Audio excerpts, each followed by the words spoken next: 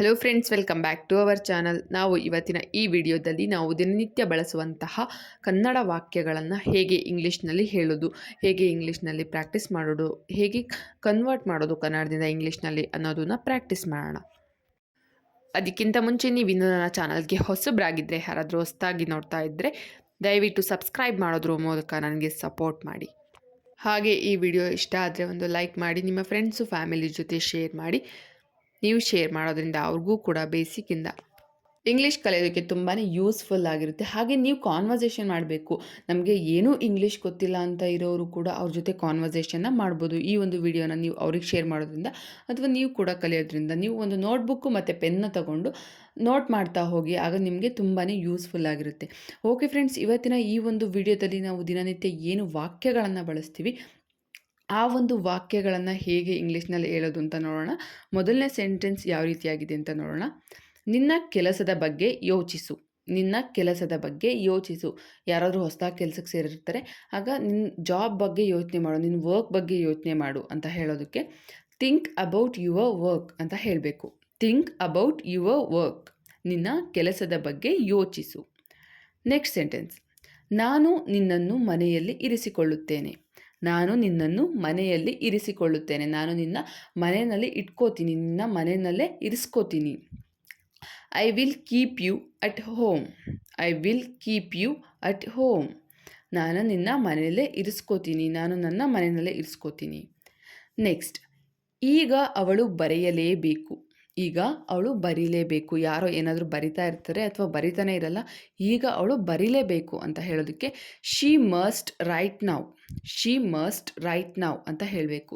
ಅವಳು ಈಗ ಬರೀಲೇಬೇಕು. ಅವಳೀಗ ಬೇರೆ ಆಪ್ಷನ್ ಇಲ್ಲ, ಅವಳೀಗ ಬರೀಲೇಬೇಕು. She must write now. Next, ದೇವರು ನಿಮ್ಮನ್ನು ಆಶೀರ್ವದಿಸಲಿ. ದೇವರು ನಿಮ್ಮನ್ನು ಆಶೀರ್ವದಿಸಲಿ. ದೇವರು ನಿಮಗೆ ಒಳ್ಳೇದು ಮಾಡಲಿ, ಆಶೀರ್ವಾದ ಮಾಡಲಿ. May God bless you. May God bless you. ದೇವರು ನಿಮಗೆ ಒಳ್ಳೇದು ಮಾಡಲಿ. May God bless you. Next, ನನಗೆ ಅದನ್ನು ಗುರುತಿಸಲು ಆಗುತ್ತಿಲ್ಲ. ನನಗೆ ಅದನ್ನು ಗುರುತಿಸೋದಕ್ಕೆ ಆಗ್ತಾ ಇಲ್ಲ. ನನಗೆ ರುಚಿ ಗೊತ್ತಾಗ್ತಾ ಇಲ್ಲ. ನನಗೆ ಅದನ್ನು ಟೇಸ್ಟ್ನ ಗುರುತಿಸೋದಕ್ಕಾಗ್ತಾ ಇಲ್ಲ. I can't recognise it. I can't recognise it. ನನಗೆ ಅದನ್ನು ರೆಕಗ್ನೈಸ್ ಮಾಡೋದಕ್ಕೆ ಆಗ್ತಾ ಇಲ್ಲ. ನೆಕ್ಸ್ಟ್, ನನ್ನ ಮಾತೃಭಾಷೆ ಕನ್ನಡ. ನನ್ನ ಮಾತೃಭಾಷೆ ಕನ್ನಡ. ನನ್ನ ಮದರ್ ಟಂಗ್ ಕನ್ನಡ. ನಿಮ್ಮ ಯಾವುದು ಮದರ್ ಟಂಗ್ ಇರುತ್ತೆ ಅದನ್ನ ಹಾಕ್ಕೋಬೇಕು. ನಾನಿಲ್ಲಿ ನನ್ನ ಮಾತೃಭಾಷೆ ಕನ್ನಡ ಹಾಕ್ಕೊಂಡಿದ್ದೀನಿ. My mother tongue is Kannada. My mother tongue is Kannada. ನನ್ನ ಮಾತೃಭಾಷೆ ಕನ್ನಡ. ನೆಕ್ಸ್ಟ್, ನನ್ನಿಂದ ದೂರ ಇರು. ನನ್ನಿಂದ ದೂರ ಇರು. ನನ್ನ ಹತ್ರ ಬರಬೇಡ, ನನ್ನಿಂದ ಸ್ವಲ್ಪ ದೂರ ಇರು. Stay away from me. Stay away from me. ನನ್ನಿಂದ ಸ್ವಲ್ಪ ದೂರ ಇರು. Stay away from me. Next, ನಾನು ನನ್ನ ಊರಿಗೆ ಹೋಗುತ್ತಿದ್ದೇನೆ. ನಾನು ನನ್ನ ಊರಿಗೆ ಹೋಗುತ್ತಿದ್ದೇನೆ. ನಾನು ನನ್ನ ಊರಿಗೆ ಹೋಗ್ತಾ ಇದ್ದೀನಿ. I am going to my native. I am going to my native. Native ಅಂದರೆ ಊರು. ನಾನು ನನ್ನ ಊರಿಗೆ ಹೋಗ್ತಾ ಇದ್ದೀನಿ. I am going to my native. Next, ನಿನ್ನ ಸಮಸ್ಯೆ ಏನು? ನಿನ್ನ ಸಮಸ್ಯೆ ಏನು? ನಿನ್ನ ಪ್ರಾಬ್ಲಮ್ ಏನು? ನಿನಗೇನು ಪ್ರಾಬ್ಲಮ್ ಇದೆ? What is your problem? What is your problem? ನಿನ್ನ ಸಮಸ್ಯೆ ಏನು? What is your problem? Next sentence, ಬನ್ನಿ ಕಾಫಿ ಕುಡಿಯೋಣ. ಬನ್ನಿ ಕಾಫಿ ಕುಡಿಯೋಣ. ಎಲ್ಲಾದರೂ ಆಫೀಸ್ಗೆ ಹೋಗಿರ್ತೀರಾ, ಇಬ್ಬರು ಕೊಲೆಗೆ ಇರ್ತೀರಾ ಅಥವಾ ನಿಮ್ಮ ಫ್ರೆಂಡ್ಸ್ ಯಾರಾದರೂ ಇರ್ತೀರಾ, ಆಗ ಬನ್ನಿ ಕಾಫಿ ಕುಡಿಯೋಕ್ಕೆ ಹೋಗೋಣ, ಬ್ರೇಕ್ ಇದೆ ಈಗ, ಬನ್ನಿ ಕಾಫಿ ಕುಡಿಯೋಕ್ಕೆ ಹೋಗೋಣ ಅಂತ ಹೇಳೋದಕ್ಕೆ come let's have coffee. Come let's have coffee ಅಂತ ಹೇಳಬೇಕು. ಬನ್ನಿ ಕಾಫಿ ಕುಡಿಯೋಣ. Come let's have coffee. Next sentence, ನಿಮಗೆ ಏನು ಇಷ್ಟ ಮತ್ತು ಏನು ಇಷ್ಟ ಇಲ್ಲ. ನಿಮಗೆ ಏನು ಇಷ್ಟ ಮತ್ತು ಏನು ಇಷ್ಟ ಇಲ್ಲ. ಯಾರಾದರೂ ಇರ್ತಾರೆ, ನಿಮ್ಮ ಮಕ್ಕಳಿಗೆ ಕೇಳುವಾಗ ನಿನ್ಗೆ ಏನು ಇಷ್ಟ ಮತ್ತು ಏನು ಇಷ್ಟ ಇಲ್ಲ ನಿನಗೆ, ನೀನು ಯಾವ್ದು ತಿನ್ನಲ್ಲ, ಯಾವ್ದು ತಿಂತೀಯ ಅಂತ ಕೇಳೋದಕ್ಕೆ what are your likes and dislikes. What are your likes and dislikes. ನಿನಗೆ ಏನು ಇಷ್ಟ ಮತ್ತು ಏನು ಇಷ್ಟ ಇಲ್ಲ. ನಿನ್ನ ಇಷ್ಟ ಮತ್ತು ಕಷ್ಟಗಳು ಏನು, ನಿನಗೇನು ಇಷ್ಟ ಇಲ್ಲ. What are your likes and dislikes ಅಂತ ಕೇಳಬೇಕು. ನೆಕ್ಸ್ಟ್, ಟೀಕೆ ಮಾಡಬೇಡಿ. ಟೀಕೆ ಮಾಡಬೇಡಿ. ನನಗೆ ಟೀಕೆ ಮಾಡಬೇಡಿ, ನನಗೆ ರೇಗಿಸ್ಬೇಡಿ. Don't criticise. ಡೋಂಟ್ ಕ್ರಿಟಿಸೈಸ್, ಟೀಕೆ ಮಾಡಬೇಡಿ, ಡೋಂಟ್ ಕ್ರಿಟಿಸೈಸ್. ನೆಕ್ಸ್ಟ್, ಇದುವರೆಗೂ ಈ ಡಿಶ್ ತಿಂದೇ ಇಲ್ಲ. ಇದುವರೆಗೂ ಈ ಡಿಶ್ ತಿಂದೇ ಇಲ್ಲ. ಇದುವರೆಗೂ ಕೂಡ ನಾನು ಈ ಥರದಂತಹ ಒಂದು ಡಿಶ್ನ ತಿಂದಿಲ್ಲ, ಈ ಥರದೊಂದು ಊಟನ ಮಾಡಿಲ್ಲ. I didn't taste this dish till now. I didn't taste this dish till now ಅಂದರೆ ಇದುವರೆಗೂ ಕೂಡ ನಾನು ಇಂತಹ ಒಂದು ಡಿಶ್ನ ತಿಂದಿಲ್ಲ, ಇಂತಹ ಒಂದು ಊಟನ ಮಾಡಿಲ್ಲ. ನೆಕ್ಸ್ಟ್, ನಾನು ಇದರಿಂದ ಬೇಸತ್ತಿದ್ದೇನೆ.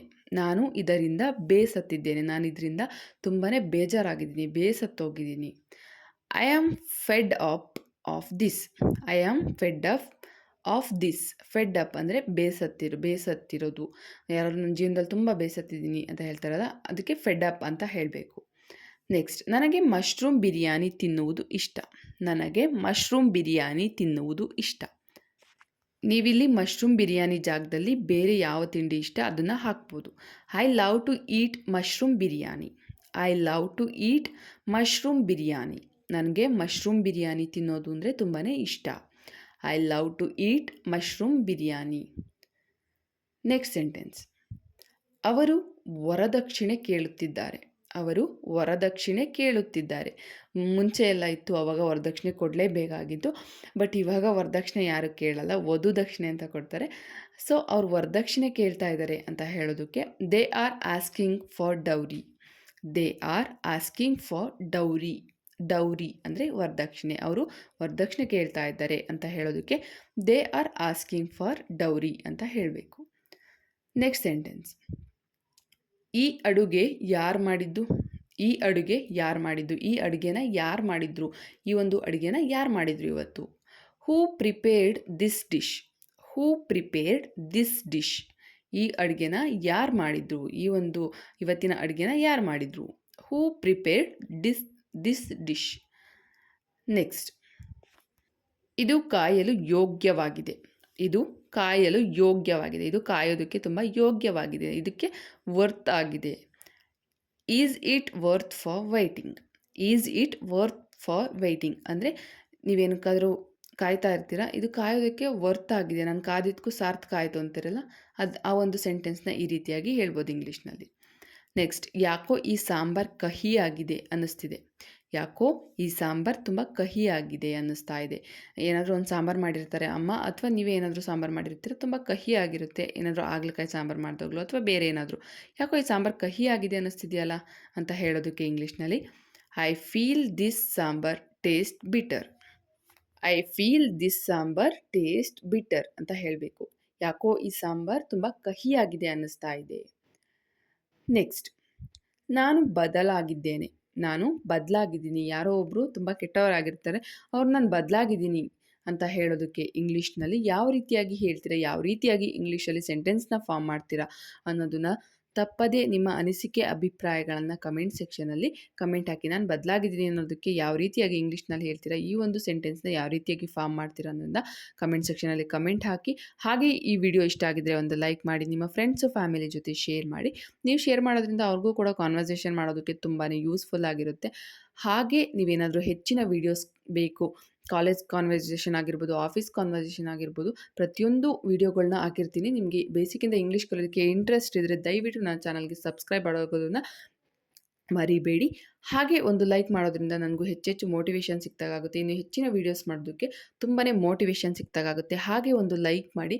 ಹಾಗೆ ನಿಮಗೆ ಏನು ಅನ್ನಿಸ್ತು ವೀಡಿಯೋಸ್ ಅನ್ನೋದನ್ನು ಕಮೆಂಟ್ ಸೆಕ್ಷನಲ್ಲಿ ಕಮೆಂಟ್ ಹಾಕಿ. ಓಕೆ ಫ್ರೆಂಡ್ಸ್, ನೆಕ್ಸ್ಟ್ ವೀಡಿಯೋದಲ್ಲಿ ಸಿಗ್ತೀನಿ. ಅಲ್ಲಿವರೆಗೂ ನನ್ನ ಚಾನಲ್ಲಿರುವಂತಹ ಎಲ್ಲ ವೀಡಿಯೋಸ್ನ ನೋಡಿ ಅಂತ ಹೇಳ್ತಾ ಇವತ್ತಿಗೆ ಈ ವಿಡಿಯೋನ ಮುಗಿಸ್ತಾ ಇದ್ದೀನಿ. ಜೈ ಹಿಂದ್, ಜೈ ಕರ್ನಾಟಕ. ಮತ್ತೆ ಕೀಪ್ ವಾಚಿಂಗ್ ಮೈ ಚಾನಲ್.